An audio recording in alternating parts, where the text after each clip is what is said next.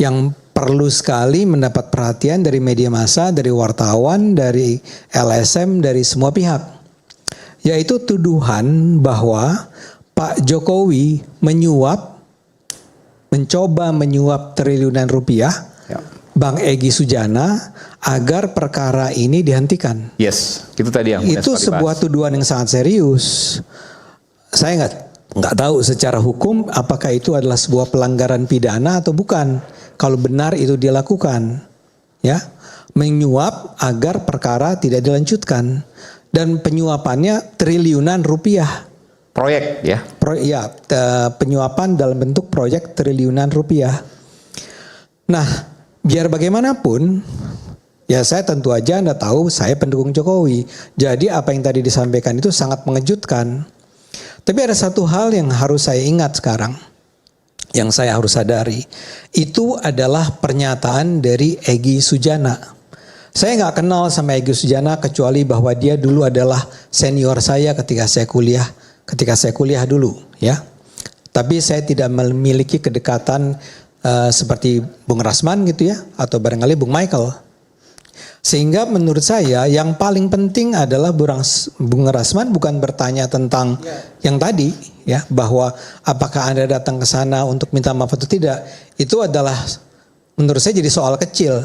Soal ijazah palsu ini aja jadi soal kecil dibandingkan soal penyuapan. Jadi kalau dari kubunya Jokowi, saya rasa penting. Bung Andi juga perlu nih. Ya. Kasus ijazah ini kasus kecil, tapi soal penyuapan apalagi tadi proyek triliunan rupiah itu hal yang baru yang hari ini terbuka dan itu harus diklarifikasi. Harus diklarifikasi, harus jelas. Karena ini pertama kali ini terbongkar. Baru kali ini terbongkar. Apakah hoax atau enggak ada yang tahu. Nah ini makanya penting untuk mengetahui apakah itu hoax atau bukan. Dan ini ada caranya bertanya kepada Pak Jokowi. Pak Jokowi perlu ditanya nih saya rasa.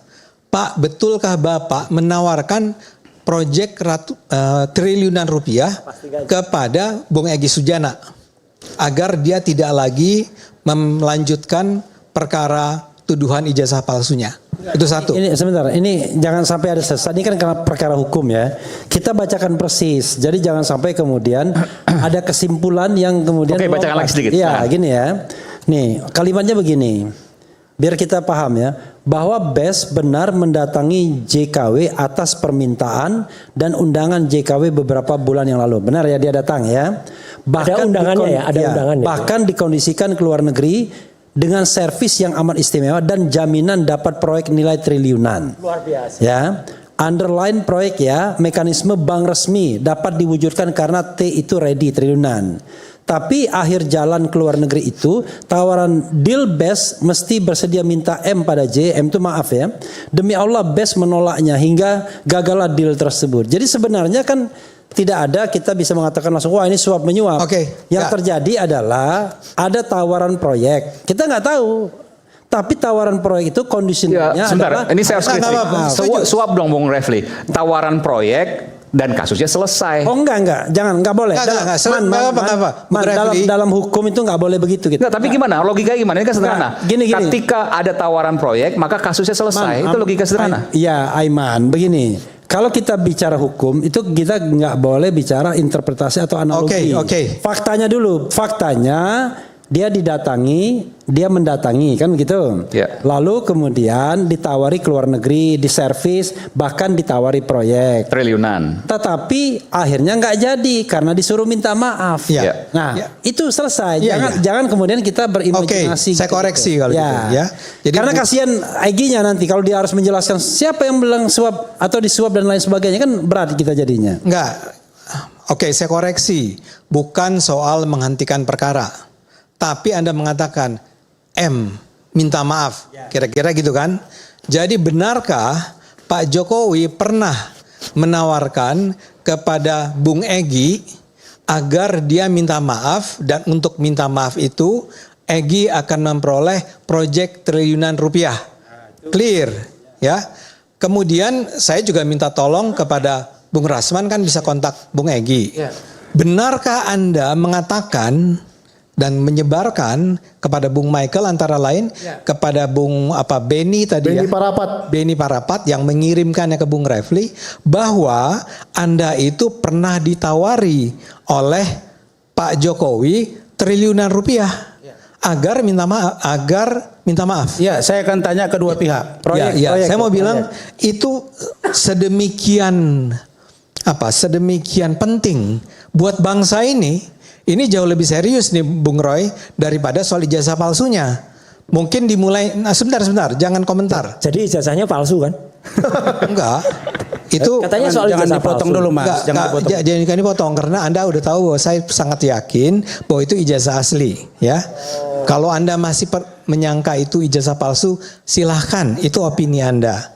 Nah, kembali, ini adalah sebuah hal yang soal suap menyuap ini, walaupun barangkali Bung Refli tidak setuju dengan istilah suap menyuap, adalah sebuah peristiwa atau tuduhan yang sangat luar biasa dan harus diketahui oleh publik seluruh Indonesia.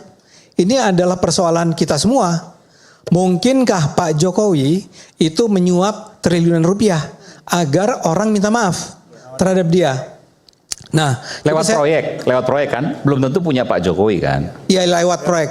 Jadi saya terima kasih sekali Bung Refli, Bung Michael sudah mengungkapkan sebuah informasi yang datangnya dari Egy Sujana dan isinya tuduhan kan, atau sesuatu yang menyatakan bahwa Pak Jokowi itu orang yang 10 tahun menjadi presiden itu sekarang melakukan, nah itu yang tadi saya tanya, nggak tahu saya secara hukum apakah kalau Anda menjanjikan 10 triliunan rupiah, proyek triliunan rupiah kepada seseorang, tapi dengan syarat orang itu minta maaf, apakah itu sesuatu yang melanggar hukum pidana atau tidak? Tapi menurut saya yang penting dari ini semua adalah yang itu. Your email is your first online impression. Make it count with GoDaddy email. Tadi udah sampaikan. Silakan. Bang, sebelum Michael ya, saya luruskan dulu Bang Ade.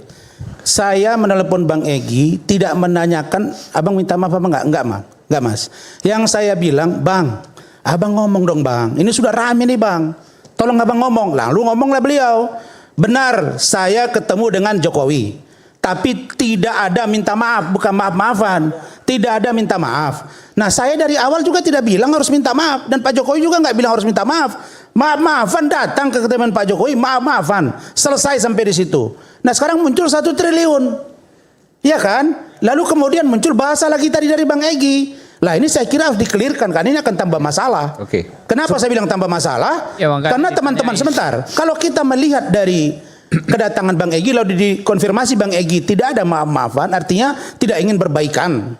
Seolah-olah beliau datang bertemu dengan Firaun. Mohon maaf ini Bang Refli kan, begitu tadi kan, di mata saya Pak Jokowi bukan Firaun. Nah lalu kemudian, kalau begitu bagaimana dengan surat dari Eli Danetti sebagai kuasa hukum Bang Egy yang mengatakan minta untuk restoratif justice? Lah ini kan kontraproduktif. Nah kita konfirmasi, maka saya katakan Bu Ida juga harus ngomong. Dan faktanya ada suratnya, Bung Lecu ya, ada surat permohonannya, beliau dipanggil ke penyidik. Nah mana yang benar ini? Kalau ini tidak clear, saya kira